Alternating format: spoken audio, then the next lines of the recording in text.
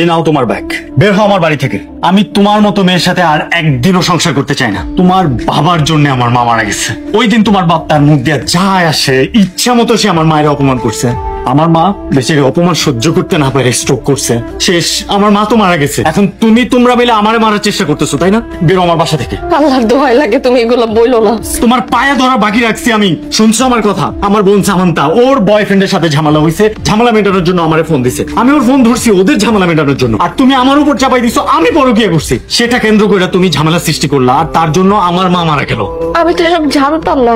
আমি তোমার সাথে সংসার করব না। তুমি এভাবে বইলো না। আমি ডিভোর্স লেটার পাঠিয়ে দিচ্ছি। চলো প্লিজ আমার করে চলো।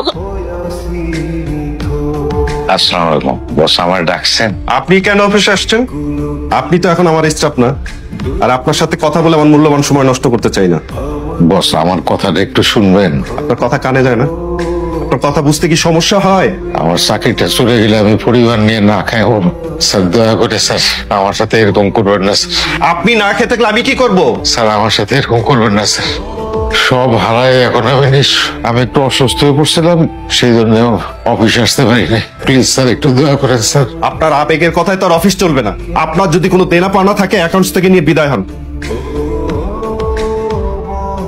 আপনারা তো বাড়িওয়ালা বাড়িতে ঢুকতে না করছে। কেন, কি সমস্যা? আপনার নামে নাকি মামলা হয়েছে, এর জন্য বাড়িওয়ালা ঢুকতে না করছে। আপনি চলে যান, কেউ দেখলে আমার চাকরি চলে যাবো। কি বলো তুমি? আমার হ্যালো বাবা। মানে ওই তোর বাসা আসতেছি, আজকে রাতটা তোর এখানে থাকবো। তুমি তো আসতে চাচ্ছ বাবা, কিন্তু আমি তো বাসায় নাই। ও তোমার জামাইয়ের সাথে একটু ঢাকার বাইরে আসছি। আসছে। তুমি তুমি এখানে কেন আসছো? আর আমার বাসার ঠিকানা পাইছো কই? তোর বন্ধু হৃদয়ের কাছ থেকে নিছি। কেমন আছিস বাবা? এতদিন পর আমার বাসা এসে জানতে চাও আমি কেমন আছি। খুব বিপদে পড়ে আসছি রে বাপ। সারাদিন কিছুই খাই নাই, শরীরটাও ভালো না। আজকের রাতটা তোর এখানে থাকি। না, আমার এখানে তুমি থাকতে পারবো না। যাও এখান থেকে, যাও যাও বেরো। কি বলিস? বিশ্বাস কর বাবা, আমার কোনো দোষ নেই। আমি বুঝতে পারি নাই এমনটা হবে। আমি শুধু দিয়ার ভালো। তোমার কোনো কথা আমি শুনতে চাই। তুমি বের হও আমার বাসা থেকে। তুমি আমার জীবনটা নষ্ট করছো, দিয়ার সংসারটা ধ্বংস করছো, তারপর তোমার স্বাদ মিটে নাই না বাবা। তুমি না বাবা নামের একটা কলঙ্ক। কি বলিস রে বাবা? আমি তোর জন্মদাতা। তোর ভালোর জন্য, তোর একটু সুখের জন্য আমার জীবনের কত স্বাদ আহ্লাদ আমি বিসর্জন দিছি। তুমি কি করছোটা কি আমাদের জন্য? যখন যেটা চাইছি সেটা পাই না, সবসময় অভাব নামে একটা নাটক বানায় রাখছো। তুমি এটা অযোগ্য বাবা। আমারে ভুল বুঝিস না বাবা। ভুল বোঝার মতো যোগ্যতা তোমার নাই বাবা। একটা ঘুষ করে মেরে বিয়ে করছে দেখে তুমি তোমার বাড়ি থেকে আমাকে বের করে দিছো। মনে আছে বাবা?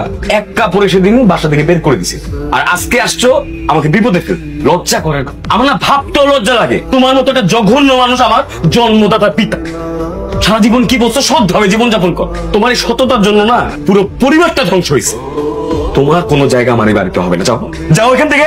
আমি তোদের ভালো চাইতে গিয়ে খারাপ হয়ে গেলাম। ঠিক আছে।